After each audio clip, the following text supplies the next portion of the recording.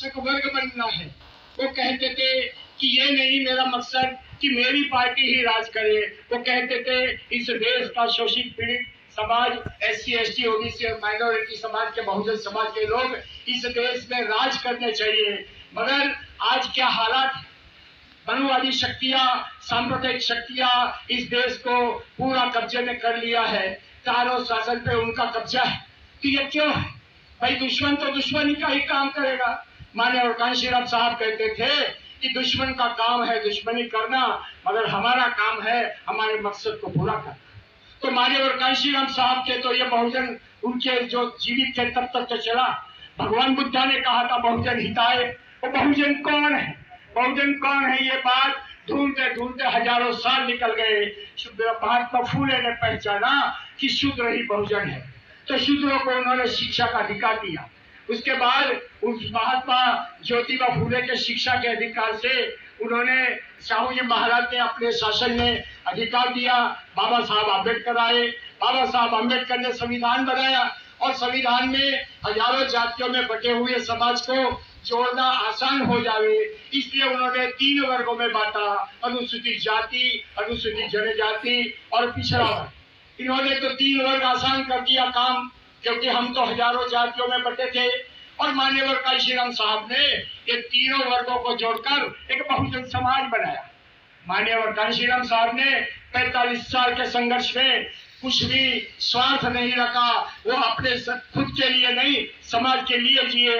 उन्होंने बहुजन समाज का निर्माण तो कर दिया, मगर साथियों को बताते बहुत दुख होता है कि उन्हीं के 2 साथी, एक मूल निवासी की बात करता है और एक सर्वजन की बात करने लगा। माननीय कांशीराम साहब चले भी नहीं गए और यहाँ मूल निवासी और यहाँ पे सर्वजन की बातें होने लगी।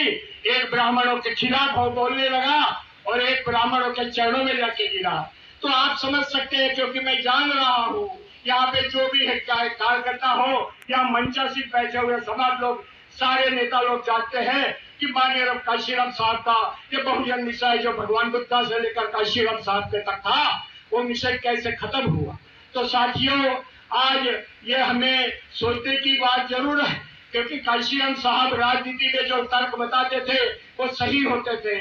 जब पहली बार वाजपेयी जी की सरकार बनी तो उन्होंने कहा था कि 13 दिन की ये सरकार रहेगी, और सचमुच 13 दिन में जब सरकार गिरी। उसके बाद जो दूसरी बार मनुवादी की सरकार बनी तो उन्होंने कहा था कि 13 महीने में सरकार गिरेगी।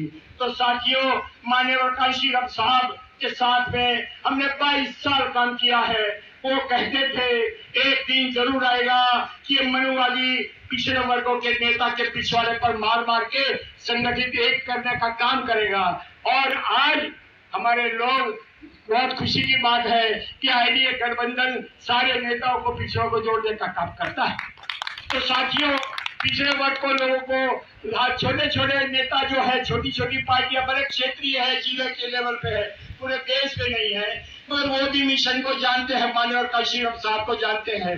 मगर उन्हीं के चेले जो सबसे बड़े 2 चेले हैं, एक सामाजिक संगठन में ब्राह्मणों को जगाने का काम करता है और एक दूसरा चेली है, वो समाज को ब्राह्मणों के चरणों में ले जाने का काम करते हैं। हमने माननीय कांशीराम साहब के साथ में 22 साल काम किया और उनकी चेली के साथ में हमने 4 साल तक काम किया। तो हमने देखा कि ये बहुजन का मिशन कांशीराम साहब के देहांत के बाद ये सर्वजन कैसे हो गया। बहुजन बनने में हजारों साल लग गए और सर्वजन बनने में कुछ महीनों में हो गया। तो हमने देखा कि ये मिशन गलत जा रहा है। हमने उनको दोष देना छोड़ दिया। हमने सामाजिक संगठन बनाकर पूरे देश में बहुजन मिशन को जगाया जाए, यही हमने जीवन भर काम किया। और जब हमें स्वर्गीय साहब से मुलाकात हुई तो हमें एक आशा की किरण दिखाई दी। हमें आशा की किरण दिखी कि आदिवासी समाज के कई सांसद हैं, कई विधायक हैं, क्योंकि उनका कोटा है, मगर आज तक एक भी आदिवासी नेता पूरे देश में बाहर नहीं निकला है, समाज को जोड़ने का काम नहीं कर रहा है। जब स्वर्गीय साहब पूरे भारत में निकले तो हमें ये लगा माननीय कांशीराम साहब का सपना इस अनुसूचित जाति का नहीं तो अनुसूचित जनजाति का नेता जरूर करेगा। तो साथियों, अनुसूचित जाति के नेताओं को हराने का काम न भाजपा करती है न कांग्रेस करते हैं। अनुसूचित जाति के सारे नेता जो सुपीरियरिटी कॉम्प्लेक्स से पीड़ित है, वो आपस में ही एक दूसरे की टांग खींचने का काम करते हैं, एक दूसरे की टांग खींच कर गिराते हैं, वो तो ऐसा है, वो तो वैसा है।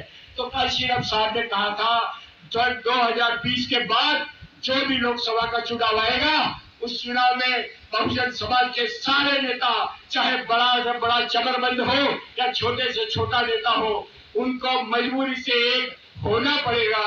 और आज वो दिन दिखाई दे रहा है।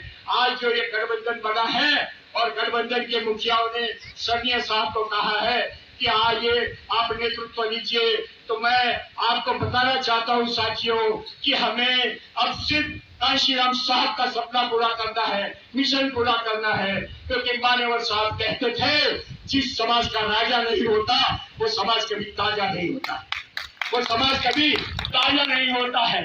तो 75 साल आजादी के हो गए, हमारे समाज की हालत क्या है, बहुजन समाज की क्या हालत हो गई है जानते हैं। मुझे बहुत दुख होता है, मैं पूरे देश में जाता हूँ, बहुजन समाज की हालत उस पालतू कुत्ते जैसी हो गई है। पालतू कुत्ता आपने देखा है, उसके गले में पट्टा होता है, पल्ले में मालिक के रहता है, सोफे पे सोता है और शैम्पू से नहलाता है, मगर उसका मालिक उस कुत्ते को खाने को क्या देता है? वो मालिक मांस तो हरामी खाता है और वो हड्डी कुत्ते को देता है, हड्डी कुत्ते को देता है। कुत्ता सोचता है मेरा मालिक इतनी सेवा करता है, सोफे पे बैठाता है, शैम्पू से नहलाता है, तो ये हड्डी में बहुत मिठास है, ये हड्डी से मैं ताकतवर बनूंगा। मगर उस बेवकूफ को पता नहीं होता कि वो हड्डी की मिठास नहीं है, वो हड्डी से जो खून निकलता है, जबान से निकलता है, वो खून वो पीता है, अपना ही खून पीते जाता है और वो सोचता है मेरे मालिक ने मेरे पर बहुत भला किया। मगर जब टुकड़ा पतला हो जाता है, खिड़की से झांक कर देखता है तो उसे पता चलता है कि एक जंगली कुत्ता जिसका न कोई मालिक है, वो आजाद है, वो लड़कर 10 कुत्ते को मार के भगाता है, तो वो समझ जाता है कि मैं गुलाम हूँ। गुलामी की जंजीरें सोने की हो, चांदी की हो, लोहे की, गुलाम गुलामी होता है। और साहब ने भी कहा था गुलामों को गुलामी का एहसास करा दो, उस दिन गुलामी की जंजीरें खून तोड़ने लायक हो जाएगा। तो आज भारत में यह हाल है, बहुजन समाज का छोटे से छोटा वर्कर भी चाहता है कि बहुजन समाज की सत्ता है, मगर उनके ऊपर बैठे हुए नेता उनका सपना पूरा नहीं कर रहे हैं। न जाने उनकी क्या कमियां है, न जाने उनकी क्या मजबूरी है, मगर समाज को उनकी मजबूरी नहीं देखता है। कांशीराम साहब का एक ही सपना था कि बहुजन समाज के लोग शासक वर्ग बने, शासक बनेंगे तो ही हमारा विकास होगा। तो साथियों आइए, आज आईडीए गठबंधन में हुआ है, मैं देश में कई संगठन देखे हैं जो गठबंधन कर रहे हैं, उनसे भी हम मिलेंगे तो हम लोग ताकतवर बनेंगे और हम अपने बहुजनों का सपना पूरा करेंगे। इतना ही कह के मैं मेरी वाणी को विश्राम देता हूँ। जय भीम, जय भारत। आप सब देखते रहिए जनता खबर। सहकारिता भवन लखनऊ में हो रहा है सम्मेलन, जहां पहुंची है जनता खबर की टीम। प्रोफेसर रामबख्श सिंह वर्मा जो 2 बार राज्यसभा के संसद सदस्य रहे हैं, 3 बार विधायक रहे हैं, डिग्री कॉलेज के प्राचार्य रहे हैं, कन्नौज से हैं, मैं उन्हें आमंत्रित करता हूं वो आए और अपना संबोधन प्रस्तुत करें। प्रोफेसर रामबख्श सिंह वर्मा। धन्यवाद जनता।